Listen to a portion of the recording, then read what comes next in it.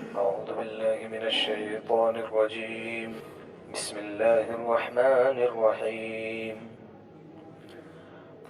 قل أعوذ برب الناس ملك الناس إله الناس من شر الوسواس الخناس الذي يوسوس في صدور الناس من الجنة والناس. فرما دیجئے محمد الرسول اللہ صلی اللہ علیہ وسلم، میں پناہ میں آیا لوگوں کے رب کی، ملک الناس لوگوں کے بادشاہ کی، الہ الناس لوگوں کے معبود کی، من شر الوسواس الخناس بدی سے اور شر سے اس کی جو پھسلاتا ہے اور چھپ جاتا ہے، الذی یوسوس فی صدور الناس کہ جو خیالات ڈالتا ہے لوگوں کے دلوں میں، من الجنۃ والناس جنوں میں سے بھی اور انسانوں میں سے بھی۔ سورۃ الفلق اور سورۃ الناس کا شان نزول چونکہ ایک ہی ہے، ایک ہی موقع پر یہ دونوں صورتیں نازل کی گئی ہیں، جب آپ پر جادو ہوا اس کی کاٹ کے لیے، لیکن چونکہ قرآن قیامت تک کے آنے والی نسلوں کے لیے، آنے والے جن اور انسان دونوں کے لیے راہ دکھانے والا ہے، اس لیے اللہ تبارک و تعالیٰ نے بطور خاص یہ دعائیں امت کو عطا فرمائی ہیں۔ فرق کیا ہے دونوں صورتوں میں؟ پناہ ہی چاہی گئی ہے اللہ جل جلالہ کی، اللہ کی پناہ چاہی گئی ہے دونوں صورتوں میں۔ فرق یہ ہے کہ قل اعوذ برب الفلق کے اندر جو پناہ چاہی گئی تھی، وہ پناہ چاہنے کے لیے اللہ تعالی شانہ کی ایک خاص صفت ارشاد فرمائی گئی، رب الفلق، ایک صفت اللہ کی بیان فرمائی گئی اور پناہ چاہی گئی تھی تین باتوں سے۔ من شر ما خلق ساری مخلوق کے شر سے پناہ دے دیجئے، اندھیرے سے پناہ دے دیجئے، اندھیرا مانوی ہو یا حسی، ومن شر النفاثات فی العقد اور گرہوں میں پھونکنے والے جادوگروں سے۔ یہ تین باتیں تھی، ساری مخلوق کا شر، اندھیرا اور اسی طرح سے جادوگروں کے شر سے ہمیں بچا لیجئے، پناہ عطا فرما دیجئے۔ قل اعوذ برب الفلق میں جو پناہ چاہی گئی تھی تو وہ پناہ تھی ظاہری مصیبتیں، آلام اور پریشانیاں جو دنیا میں آتی ہے، چونکہ اس میں عام ہے، وہ پناہ انسانوں کو بھی چاہیے، وہ پناہ جنات کو بھی چاہیے، وہ پناہ چرند پرند درند اور ہر ایک مخلوق کو چاہیے۔ ظاہری تکلیفیں اور پریشانیاں ہر ایک کو آتی ہے۔ اب دوسری صورت کے اندر قل اعوذ برب الناس کے اندر جو پناہ کی تعلیم دی جا رہی ہے، اس میں پناہ ایک بات سے چاہی گئی ہے، پناہ صرف ایک بات سے چاہی گئی ہے اور اللہ تعالی شانہ کی تین صفتیں ارشاد فرمائی گئی۔ پہلے اللہ کی ایک صفت ارشاد فرمائی گئی تھی، تین باتوں کی برائیوں سے پناہ چاہی گئی، اس میں اللہ کی تین صفتیں ارشاد فرمائی گئی اور پناہ ایک بات سے چاہی جا رہی ہے۔ وہ پناہ چاہے جانے والی ہے وسواس الخناس، پھسلانے اور چھپ جانے والے یعنی وسوسوں سے پناہ عطا فرما دیجیے۔ برے برے اور گندے گندے اور عجیب عجیب طرح کے جو خیالات ہیں، ان خیالات سے ہمیں اپنی پناہ نصیب فرما دیجیے۔ پہلی صورت کے اندر جو پناہ کا معاملہ تھا اس کا تعلق دنیا سے تھا، وہ مصیبتیں، وہ پریشانیاں وہ ظاہری تھی، دنیا کی تھی۔ وہاں پر اس صورت کے اندر جو وسوسوں کا جو معاملہ ہے، اس کا تعلق روح سے ہے، اس کا تعلق ایمان سے ہے، اس کا تعلق آخرت سے ہے۔ اگر اس سے پناہ نہ چاہی گئی، اگر اس سے بچ نہ پائے تو پھر انسان کی زندگی برباد ہو جائے گی، دنیا میں بھی اور آخرت میں بھی۔ اعوذ برب الناس، پناہ چاہتا ہوں لوگوں کے رب کی۔ رب کہتے ہیں جو پالنے والا ہو، ایسا پالنہار کو رب کہا جاتا ہے۔ رب کی نسبت دوسرے کی طرف بھی کی جا سکتی ہے، اللہ کے علاوہ کسی اور کو بھی رب بولا جاتا ہے اور بولا جا سکتا ہے، جیسے رب الدار عربی میں بولا جاتا ہے، رب الدار اس گھر کا مالک، پالنے والا۔ رب المال بہت جگہ پر استعمال ہوا ہے، مال والا۔ لیکن رب کے جو اصطلاحی اعتبار سے معنی لیے جاتے ہیں، رب اس ذات کو کہا جاتا ہے کہ جو پالنے والا ہو، اور اس کے ساتھ ساتھ وہ ساری کی ساری چیزیں کہ جو اس نے کسی چیز کو وجود دیا ہو اور اس کو اس کے عروج تک پہنچا دے، اس کو کیا چاہیے اس کا انتظام کرے، کیا چیزوں سے بچانا ہے اس کے بچانے کا انتظام کرے، ایسی ذات کو رب کہا جاتا ہے۔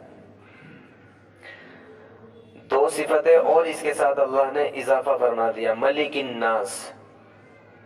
قرآن تو اختصار والی کتاب ہے، قرآن میں تو زیادہ سے زیادہ اختصار چاہا جاتا ہے، تو اب تقاضا تو حالانکہ یہاں پر یہ تھا کہ اب لفظ ناس لانے کی ضرورت نہیں تھی، اگلی آیت میں بھی اور اس سے اگلی میں بھی اور اس کے اگلی سے اگلی میں بھی اور آخری میں بھی اب کہیں بھی ناس لانے کی ضرورت نہیں تھی، صرف ایک ضمیر استعمال کر لی جاتی کافی تھا، ملکہم و الہہم ارشاد فرمایا جانا چاہیے تھا، چونکہ اختصار والی کتاب ہے، لیکن باقاعدہ لفظ ناس لایا گیا ہر بار، چونکہ یہ ایک دعا ہے، دعا سکھلائی جا رہی ہے، اور دعا کے اندر تکرار ہی زیادہ بہتر ہوتا ہے، ایک ایک بات کو بار بار مکرر کے طریقے سے بیان کیا جاتا ہے دعاؤں کے اندر، تو ایک دعا ہے۔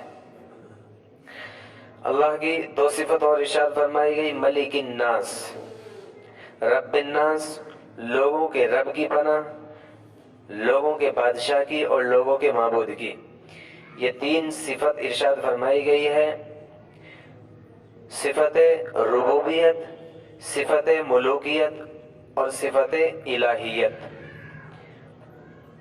اس معنی کر اس اعتبار سے حکمت یہ ہے کہ چونکہ تینوں کی تینوں صفتیں حفاظت کی داعی ہیں، رب جو ہوتا ہے ظاہر سی بات ہے وہ حفاظت کرنے والا ہوتا ہے، ملک جو ہوتا ہے بادشاہ جو ہوتا ہے اپنی رعایا کی حفاظت کرتا ہے، الہ تو ظاہر سی بات ہے معبود وہ تو حفاظت کرنے والا ہوتا ہی ہے۔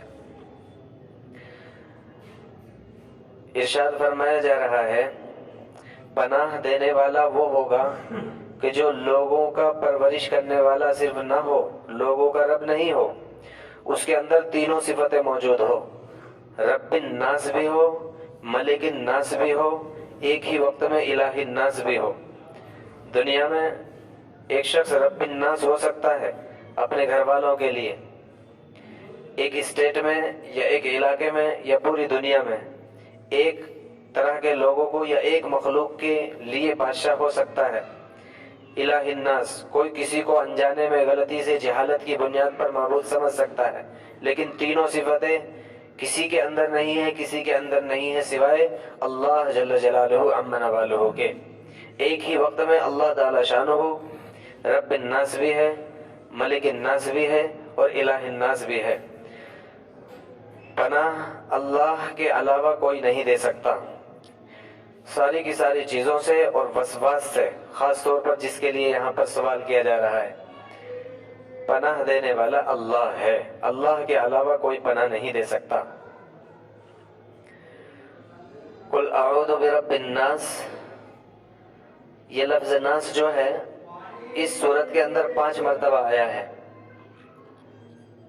ایک تو بات یہی ہو گئی کہ چونکہ دعا ہے، دعا کے اندر تکرار۔ ناس سے مراد کیا ہے؟ فرمایا مفسرین کرام نے 5 جگہ جو ناس آیا ہے ہر ناس کا الگ مطلب بیان فرمایا گیا ہے۔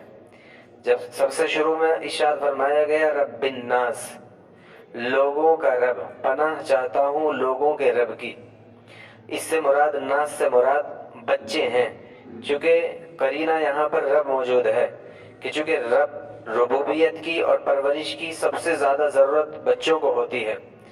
رب الناس سے مراد، اس ناس سے مراد بچے ہیں، ملک الناس سے مراد ناس جو یہاں پر آیا دوسری آیت میں، اس سے مراد जवान है, करीना मलिक मौजूद है। बादशाही और सियासत की तरफ जवानी में इंसान का मिजाज जाता है। इलाहिन्नास के अंदर जो नास आया है, इस नास से मुराद, नास के माना लोग आते हैं, इस नास से मुराद बूढ़े हैं। करीना इलाह मौजूद है, बुढ़ापा इंसान की तरफ आता जाता है, वो सारी चीज़ों से कता ताल्लुक होकर, सारी दुनिया से कता ताल्लुक होकर अल्लाह की तरफ, अपने माबूद की तरफ आने लगता है। युवस्विस फी सुदूर नास, 5वीं आयत में जो सुदूर नास में जो नास आया है, इससे मुराद नेक सालेह लोग हैं। जाहिर सी बात है करीना युवस्विसु फी सुदूर मौजूद है, क्योंकि उनके जो दिलों में, नेक लोगों का जो दुश्मन होता है शैतान होता है, नेक लोगों के दिलों में बुरे ख्यालात डालने वाला। मिनल जिन्नति वन नास में जो नास आया है, नास से मुराद अल्लाह के मुनकिर, लोगों का बुरा चाहने वाले, लोगों का बिल्कुल अच्छा न चाहने वाले और तमाम के तमाम बुराइयों वाले लोग हैं।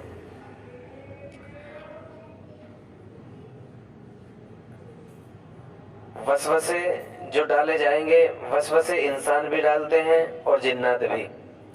मुराद यहाँ पर सूरत के अंदर सिर्फ नास से मुराद लोग ही नहीं बल्कि इंसान और जिन्नात है। पहली सूरत में चूंकि सारी की सारी मखलूक को शामिल था, रब्बिल फलक, वहाँ पनाह चाहिए थी मिन शर्रि मा खलक, सारी मखलूक के शर से, और हर एक को जरूरत थी, जिन्नात भी इंसान भी।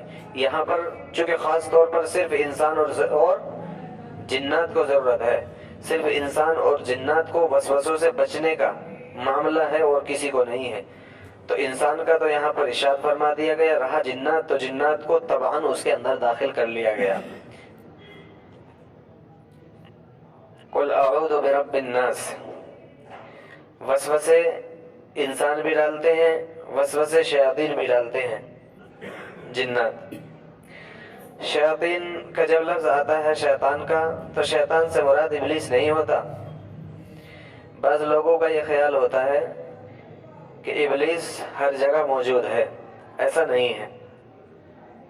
इब्लीस के चेले अलबत्ता, या उसकी एक तरह से नस्ल कहिए, चूँकि हज़रत आदम अलैहिस्सलात व तस्लीम से भी 2000 साल पहले दुनिया के अंदर आ चुका है, उसकी नस्ल है, तो वही है मुराद। चूँकि हदीस के अंदर भी बाकायदा आया है, अल्लाह के रसूल सल्लल्लाहु अलैहि वसल्लम ने इरशाद फरमाया, जब शाम होती है तो शयातीन का जो सरदार है इब्लीस अपना तख्त जो है डालता है पानी के ऊपर, और सारे के सारे जो उसके चेले होते हैं उनको बुलाया जाता है, सारे वहाँ पर मौजूद होते हैं, और अब एक एक करके अपने अपने कारनामे बताता है। कोई कहता है मैंने ये किया, मैंने फला घर के अंदर लड़ाई और झगड़ा करा दिया, मैंने तलाक करा दिया, मैंने 2 आदमियों के दरमियान मारपीट करा दी, मैंने 2 ईमान वालों के दरमियान कतल ताल्लुक करा दिया, मैंने फला और फला को मरवा दिया, कत्ल करा दिया। एक बहुत छोटे से कद का खड़ा होता है, अजीब सी शक्ल वाला, यूँ कहता है कि मैंने बिल्कुल उसको नहीं छोड़ा, यहाँ तक कि वो शिर्क करने लगा। फौरन वो उतरता है और उसको अपने गले से लगाता है और कहता है कि तू मेरा सबसे सच्चा बेटा है और तू ही है लायक बेटा। बहरहाल मालूम हो रहा है कि उसकी बाकायदा एक पूरी की पूरी फौज है और उसका लाव लश्कर है। वही मुराद होता है कि जिसको हदीसों के अंदर बताया जाता है, फरमाया गया, हुजूर पाक सल्लल्लाहु अलैहि वसल्लम ने इरशाद फरमाया कि वसवास डालता कैसे है।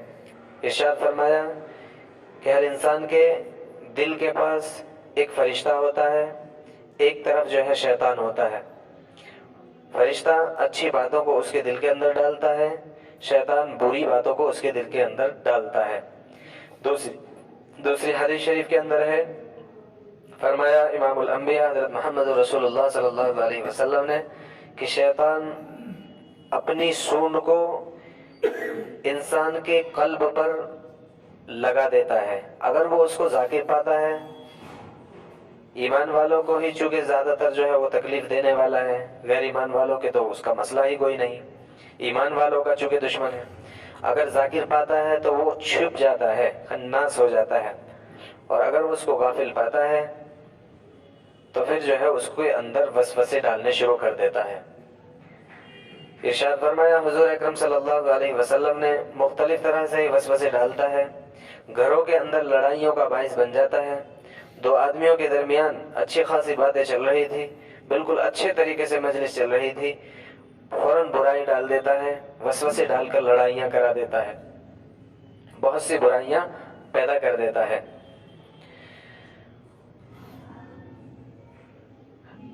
وسوسے کا بھی علاج اور لوگوں کے شرور اور فتن سے بچنے کا علاج، سب سے پہلا علاج تو اللہ تبارک و تعالیٰ نے جو سکھایا ہے وہ ہے اللہ کی پناہ، اللہ سے پناہ چاہنا، چونکہ اللہ اپنی امان دے دے گا، اللہ ہی بچانا چاہے گا تو انسان بچ جائے گا۔ اب دنیا کے اندر اگر دیکھیں تو چونکہ وسواس تو ڈالتا ہے، ہر ایک کو ڈالتا ہے، نیک لوگوں کو بھی ڈالتا ہے، نیک لوگوں کا تو اور بھی زیادہ دشمن ہوتا ہے۔ ایک بہت بڑے بزرگ گزرے ہیں، انہوں نے اپنا ایک واقعہ لکھا ہے، تحریر فرمایا ہے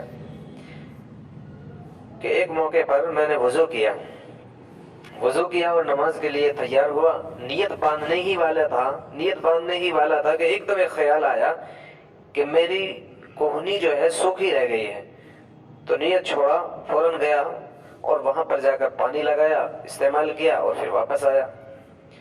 جیسے ہی دوبارہ سے پھر میں جو ہے نیت باندھنے والا تھا، پھر سے ایک دم خیال آیا کہ دوسرے ہاتھ کی بھی سوکھی رہ گئی ہے، پھر واپس گئے، جا کر کے جو ہے اس کو بھی صحیح کیا۔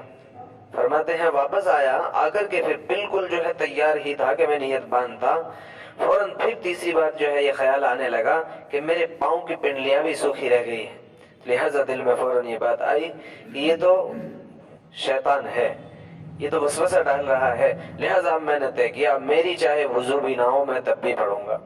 وسوسوں کی بنیاد پر انسان کو برائیوں کی طرف، وضو کے اندر وسوسے ڈالتا ہے، بہت سارے لوگوں کے ساتھ آدھا گھنٹہ ہو گیا وضو ہی نہیں ہو پا رہا اس کا، کرتے جو ہے ہاتھوں تک پہنچتا ہے، پھر لگتا ہے شاید ایک ہی مرتبہ کلی کیا ہے، ایک مرتبہ ہی ناک میں پانی ڈالا، دوبارہ سے کر رہا ہے۔ اسی طرح کرتے ایک دن بہت بالکل کمزور ہم جیسا کمزور سے ایمان والے لوگ ہوتے ہیں، تو پھر مسئلہ یہ ہوتا ہے کہ وہ یوں سمجھنے لگتا ہے یہ سب میرے بس کی بات نہیں ہے، لہذا چھوڑو، یہ سب تو بہت مشکل کام ہے۔ تو وسوسے، وہم بہت خطرناک چیز ہے، لہذا وہم اور وسوسوں سے بچنے کا باقاعدہ حکم دیا گیا ہے۔ اسی لیے بہت اہم طریقے سے شریعت نے ایک مسئلہ بھی ارشاد فرما دیا کہ اگر آپ استنجا کرتے ہیں، استنجا کرنے کے بعد، چونکہ شیطان بہرحال لگا ہوا ہے وسوسے ڈالے گا، استنجا کرنے کے بعد ارشاد فرما دیا کہ آپ جو ہے تھوڑا سا پانی اپنے کپڑے پر، سامنے کپڑے پر بھی لگا لیں، ڈال لیں، چھڑک لیں، وسوسہ آئے گا ہی نہیں۔ بعد میں کہیں یہ وسوسہ ڈالے گا کہ دیکھو یہ تو گیلا گیلا محسوس ہو رہا ہے، کہیں قطرہ تو نہیں نکل گیا، کہیں کچھ اور تو نہیں ہو گیا۔ تو واقعی شریعت نے باقاعدہ حکم بیان کیا کہ ایسا کیا کرے کہ آدمی جو ہے پانی ڈال لے، وسوسہ نہیں ہوگا۔ اب یہی ہوگا اس کو کہ نہیں میں نے پانی ڈالا تھا، لیکن اس کا مطلب یہ بھی نہیں ہے کہ آدمی کو معلوم بھی ہو جائے تب بھی یہی سمجھتا رہے کہ نہیں پانی ہی ڈالا ہے۔ اب معلوم ہو گیا تو ظاہر سی بات ہے اس کے اوپر اب لازم ہے، واجب ہے کہ اب وہ اس کے جو ہے تدارک کر لے۔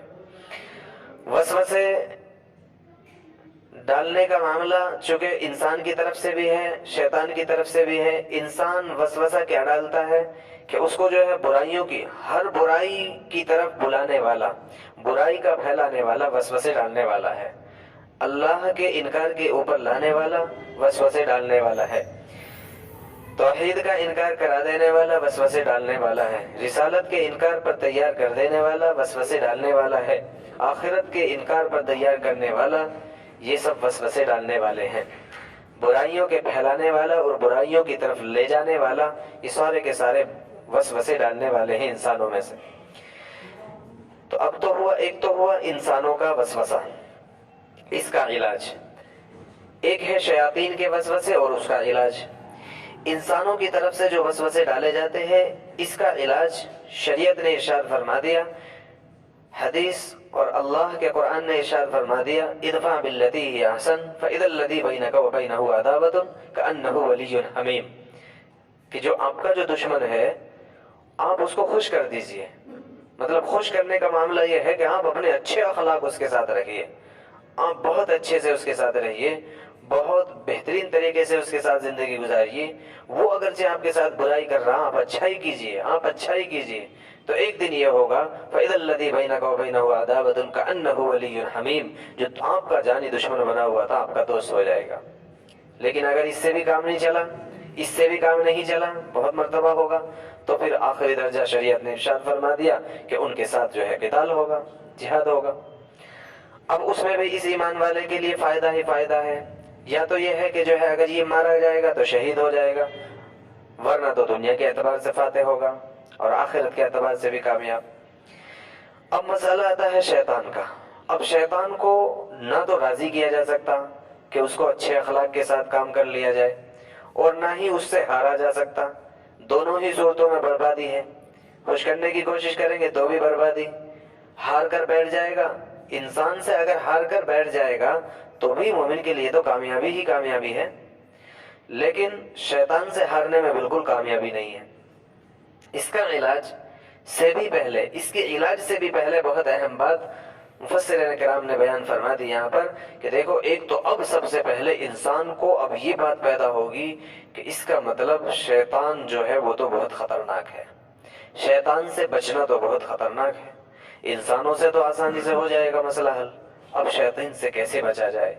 تو اللہ نے ارشاد فرما دیا ان کید الشیطان کان ضعیفا. شیطان کے جو مکر ہوتے ہیں نا وہ تو بہت کمزور ہوتے ہیں. یہ نہ سمجھے، یہ نہ محسوس کرے کہ تم جو ہے اس کے جو ہے اگر یہ مسئلہ ہے کہ تو شیطان انسان سے تو جو ہے آپ کامیاب ہو جا رہے ہو، مطلب فاتح ہو جا رہے ہو، اس کا مقابلہ کر لے رہے ہو. شیطان کا نہیں، وہ کمزور ہے. اللہ کی پناہ چاہیے.